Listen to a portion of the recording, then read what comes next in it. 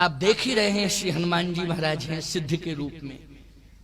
सिद्ध का दर्शन करना है तो हनुमान जी में करो, साधक का दर्शन करना है तो विभीषण जी में करो। ये विषयी जीव है सुग्रीव। हनुमान जी ने कहा तो ये बताओ कोई जाने को तैयार नहीं है?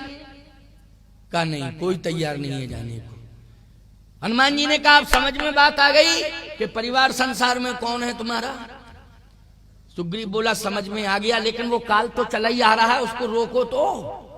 नहीं, समझाते समझाते वो अगर अपने लपेटे में ले लिया तो मतलब क्या निकला फिर, इसलिए उसको रोकिए। हनुमान जी ने कहा कोई है ऐसा पंपापुर में जो मेरे साथ काल को रोकने के लिए जाए? तो सामने आ गई तारा, बाली की पत्नी तारा आ गई। कहा मैं चलूंगी, मैं तुम्हारे साथ चलूंगा। तारा सहित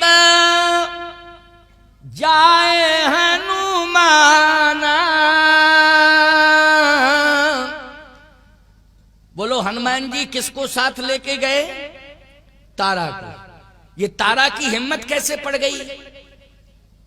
ये तारा क्या काल से नहीं डरती है? सब काल से डर रहे हैं, लेकिन ये तारा काल से क्यों नहीं डर रही है? कारण क्या है? प्यारे, जिस समय बाली का वध हुआ उस समय ये विलाप कर रही थी। तारा बिकल देख रघुराया, दीन ज्ञान हर लीनी माया। जिस समय विलाप कर रही थी, माथा पटक रही थी, रो रही थी, कह रही थी मैंने बहुत समझाया लेकिन इनकी समझ में नहीं आया, तो भगवान समझाने के लिए आगे आ गए। दीन ज्ञान हर लीनी माया। भगवान ने उपदेश दे करके उसकी माया का अंत कर दिया।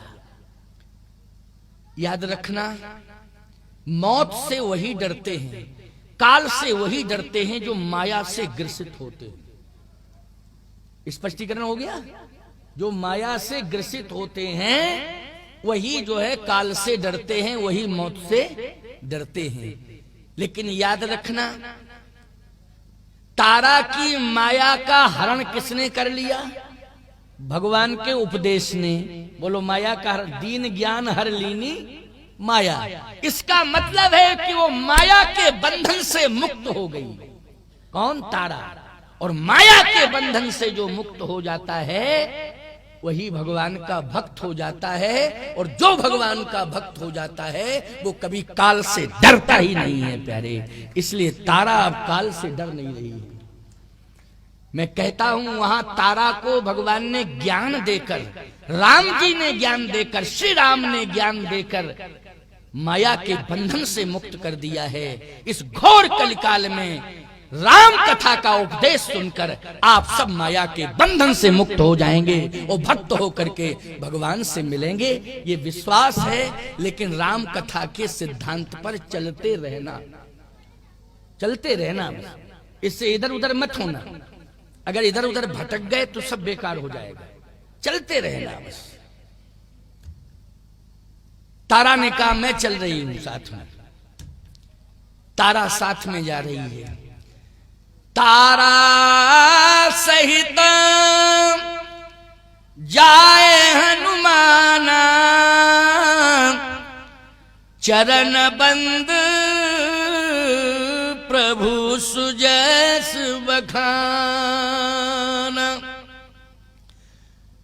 जैसे हनुमान जी पहुंचे तो लक्ष्मण जी क्रोध में थे, आंखें लाल लाल थीं, एकदम आंखें लाल, भ्रकुटी तनी हुई है।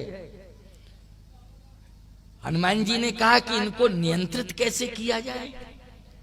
हनुमान जी मर्म को जानते हैं कि इनको नियंत्रित कैसे किया जाए। आहा, गोस्वामी जी कहते हैं एक ही उपाय है, रघुपति कीरत विमल पताका, ओ दंड समान भयउ जस जाका। भगवान राम की यश पताका को फहराने के लिए लक्ष्मण का व्यक्तित्व डंडे के समान है। अच्छा बोलो भैया, पताका बिना डंडा के फहर सकती? है? चाहे खूब कहो झंडा ऊंचा रहे हमारा, जब तक डंडा नहीं होगा तो झंडा ऊंचा कहां से हो जाएगा? बिना डंडा के झंडा ऊंचा रह सकता है क्या? तो याद रखना, जो राम जी की यश पताका फैल रही है उसमें लक्ष्मण का चरित्र क्या है? दंड है, दंड समान भयउ जस जाका। लेकिन एक बात आपको बताएं, जिस दंड में पताका हो उस दंड के आगे सब झुकते हैं। झुकते कि नहीं झुकते बोलो?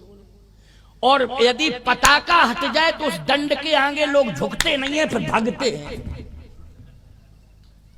बिना पताका के दंड को देख के लोग भागते हैं कि नहीं भागते हैं? ओ भैया लाठी वाला आ गया, भागो भागो भागो भागो, लाठी वाला आ गया है ना?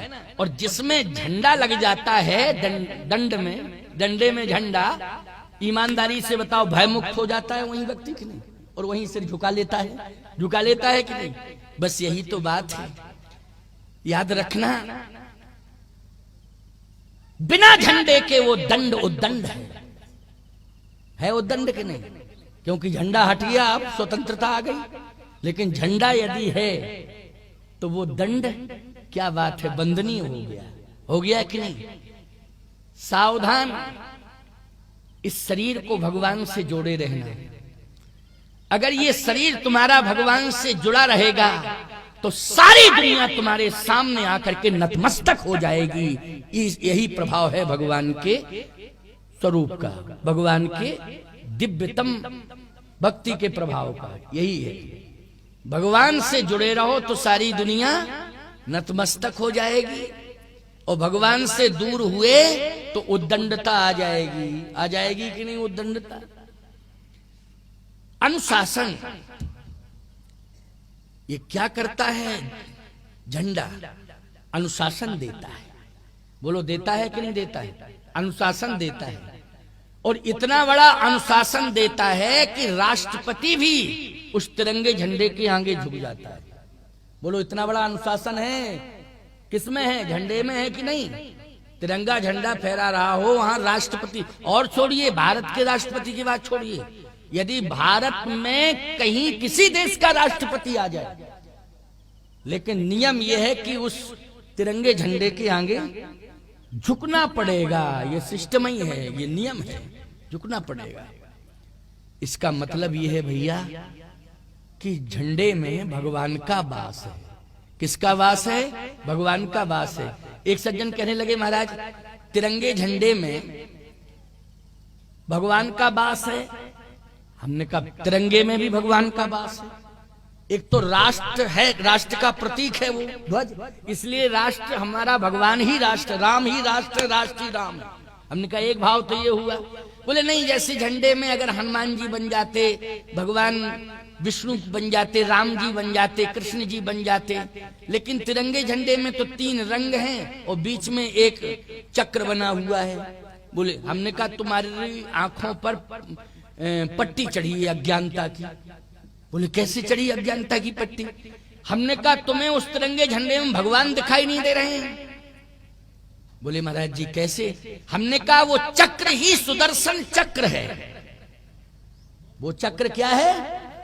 सुदर्शन चक्र है। तो बोले महाराज झंडे में सुदर्शन चक्र क्यों स्थापित किया?